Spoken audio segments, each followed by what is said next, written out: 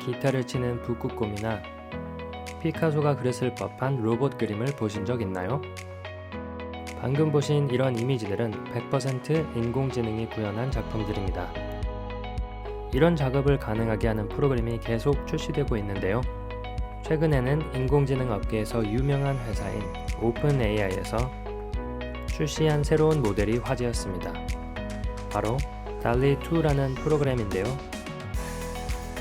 이미지에 대한 설명을 입력하기만 하면 그 이미지를 자동으로 생성해주는 프로그램입니다.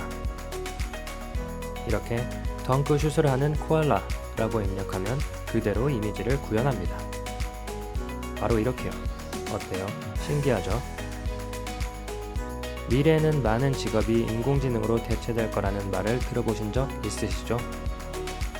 이제는 그림 그리기, 글쓰기 등의 창작 활동까지 인공지능의 영역으로 들어갈 수 있다는 사실이 놀라운데요. 이러한 기술들은 빠르게 발전하면서 이미 우리 일상에 다양하게 자리 잡고 있습니다. 도대체 인공지능이란 무엇인지 그 용어의 탄생부터 하나씩 이야기하면서 막연하게 다가오는 이 기술에 대해 하나씩 알아가 보려 합니다. 혹시 인공지능이라는 말이 어렵게 다가온다면 아마 지능이라는 단어 때문일 것 같습니다.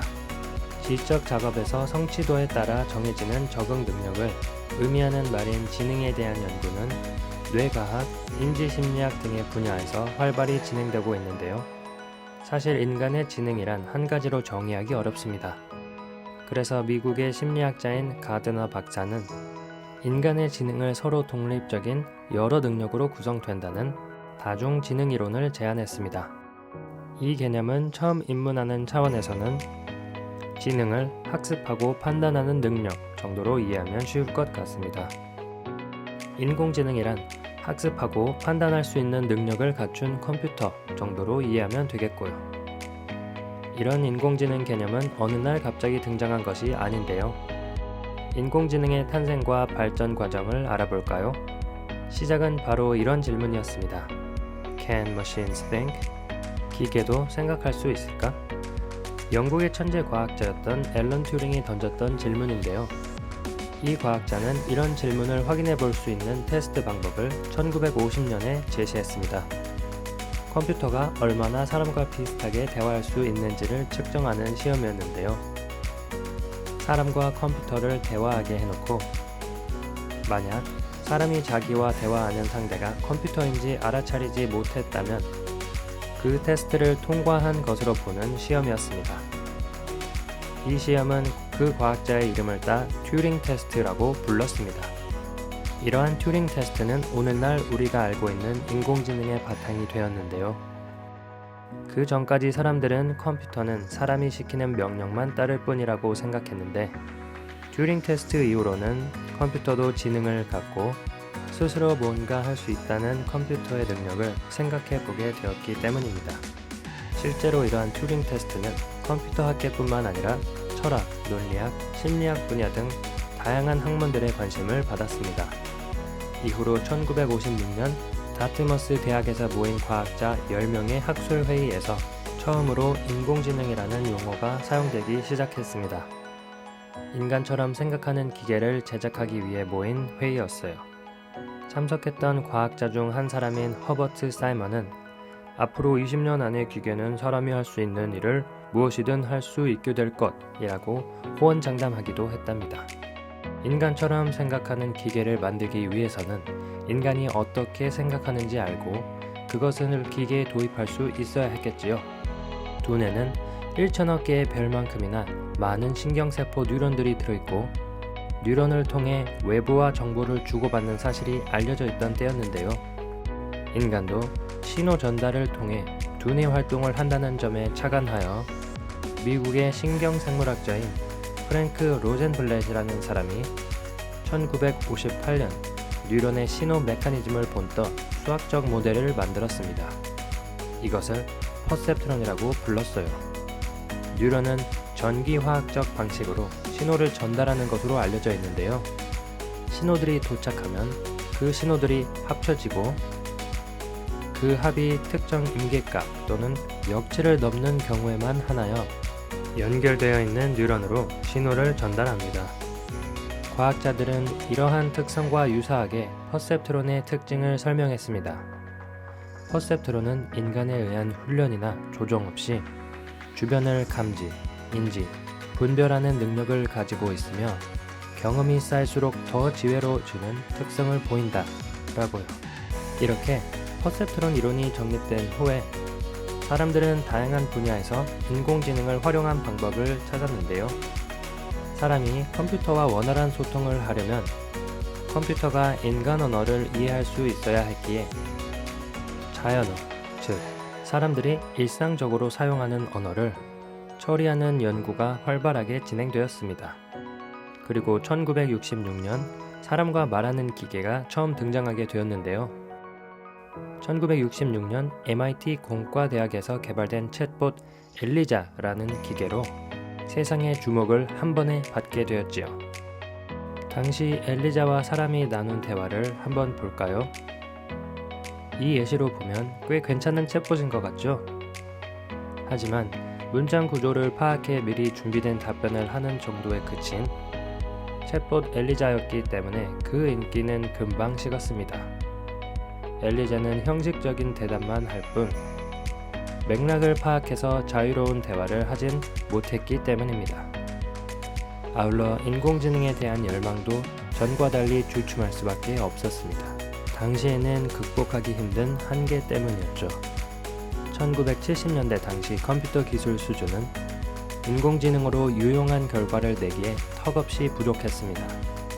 메모리의 한계는 물론이고 인공지능 기술로 현실의 문제를 풀기에는 그때 컴퓨팅 파워로는 연산 시간이 너무 길어진다는 계산이 나왔던 것이죠. 여러 한계로 인해 당시 인공지능의 미래가 어둡게 전망되었고 인공지능 연구에 대한 대규모 지원마저 끊겨 많은 연구 프로젝트가 취소되었습니다. 인공지능 과학자들에게는 혹독한 시련이었고 이때를 인공지능의 겨울이라고 이야기합니다. 그러나 겨울이 가고 봄이 오기 시작합니다. 퍼셉트론이 풀지 못했던 문제를 다층 구조의 퍼셉트론과 역전파 알고리즘이라는 개념으로 극복할 수 있게 되었기 때문입니다. 그리고 전문가 시스템이라는 새로운 개념 또한 인공지능에 대한 기대를 불러오기 시작합니다. 전문가 시스템이란 실생활의 문제를 해결하려는 목적으로 전문가의 지식을 컴퓨터에게 가르치고 그 지식을 컴퓨터가 사용하여 추론하도록 하는 것을 말하는데요. 컴퓨터가 전문가의 의사결정을 모방하도록 하는 것이었습니다. 최초의 전문가 시스템인 덴드랄은 화학 분자식과 질량 스펙트럼을 입력하면 구조식을 추정하여 찾아주는 시스템이었습니다. 전문 지식이 없는 일반인도 전문 지식을 얻게 해주었죠. 전문가 시스템을 도입하는데 막대한 지원을 하면서 인공지능 연구가 되살아났습니다. 그러나 인간의 지식 체계는 생각보다 복잡했고 당시 전문가 시스템의 한계가 다시 드러나면서 봄은 오래가지 못합니다.